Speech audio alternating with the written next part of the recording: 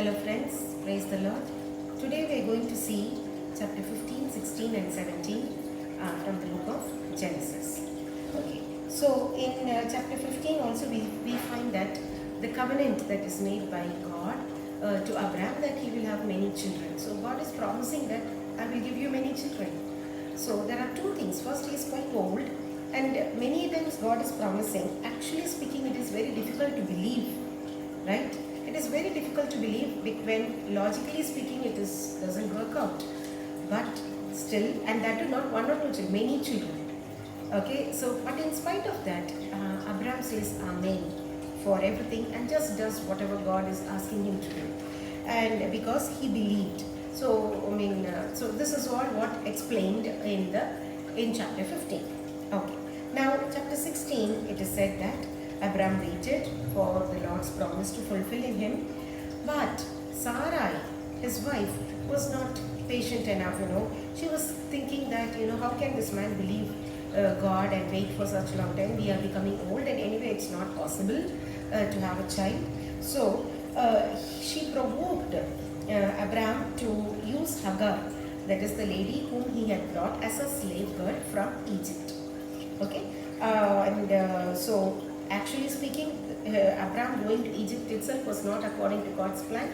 Bringing that slave girl followed that, and now Sarah is provoking Abraham to have a child through Hagar, and so Abraham says yes for it.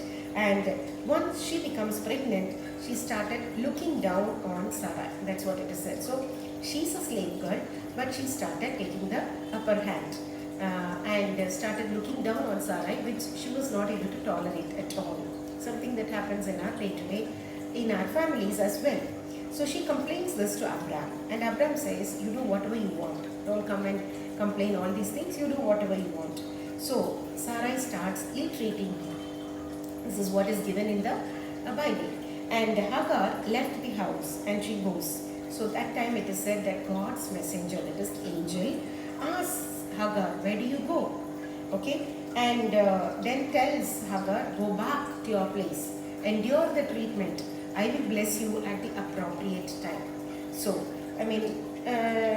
Father Daniel Povanathil, from whom I had been writing down and consolidating, he has given us a lesson from this, that sometimes in the marital relationships, when there is difficulty, there are many children nowadays, they immediately break the relationship and they go out of the suffering. But God has a plan behind it. So sometimes we need to endure the suffering for a greater blessing from God. And Hagar obeyed and went back, and she had to endure the ill treatment of Sarai till she was blessed by God again to become a great generation through Ishmael. Okay, so this is told in chapter 16. So it is said Abraham was 86 years old then. Okay, and after that, after 86 years old, 13 years passed. See, 13 years crossing is not a joke. Each and every year, each and every day would have been a day of waiting to see if God is really fulfilling his promise. But it didn't happen at all. So they lost hope mostly. And again God speaks to Abraham and says that I'm going to make a covenant with you. Again, I'm going to give you a promised land where you will have a lot of children and you will have a big generation with you. You will not be called as Abraham but Abraham, and Sarai will not be called as Sarai but as Sarah, which means queen, that is queen and mother of everyone. So these kind of great promises God is making. But at the same time, Abraham, it is said that Abraham bent and laughed, because it was high time that he couldn't just believe that it's going to happen. And he maybe he would have thought, is it possible really? And it is said that he told back to God, no need of big generation, no need of a child and all, Lord, leave it. Let Ishmael live, that is enough. So we also have the tendency to say that this is enough for me, Lord. I don't want big promises what you are giving me. It is enough that I have this. So I think we stop the big promises that God is already promising us. Abraham is also like us, a normal human being. So he told, it seems, that let Ishmael live, at least that is enough. I don't want a child, or leave it, let's leave that. But God assures him again. Immediately Abraham regains and starts trusting in God, and does everything whatever he does, and he makes a covenant. So okay, and what is that covenant? And God says, as a sign of this covenant between you and me. Covenant means agreement. As a sign of the covenant that you are my chosen person, and through you I'm going to make a big generation. So, and all those people will become my children, are my children. I want to do circumcision of all men on the 8th day itself. Once they are born, on the 8th day itself, you have to do the circumcision. Hereafter, but now you have to all do the circumcision. So this God says, and only those people who are circumcised, it is an external sign to show that you people are belonging to me and you are my children.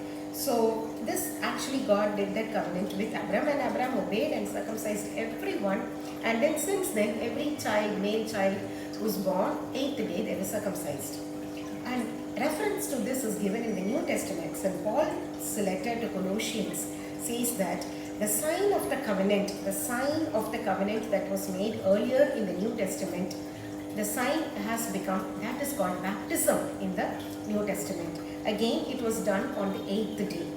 Okay, so the baptism is nothing but again external sign, manifestation that we are becoming the children of God.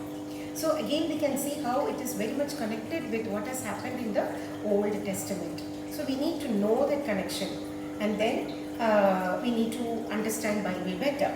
Okay, but people, they say that why should you have baptism on the 8th day when you're young?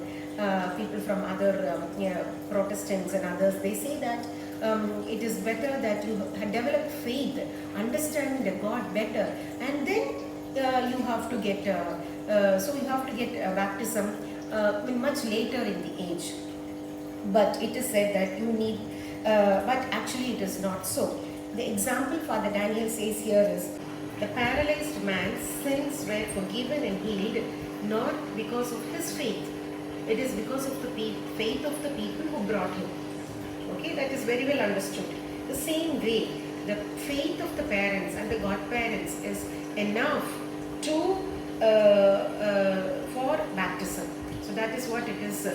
We have to understand from this. So we have to also tell them that this is what it means. So after that baptism, it is just an external sign or a covenant that you are my child and I am your God and you are the chosen people, my people.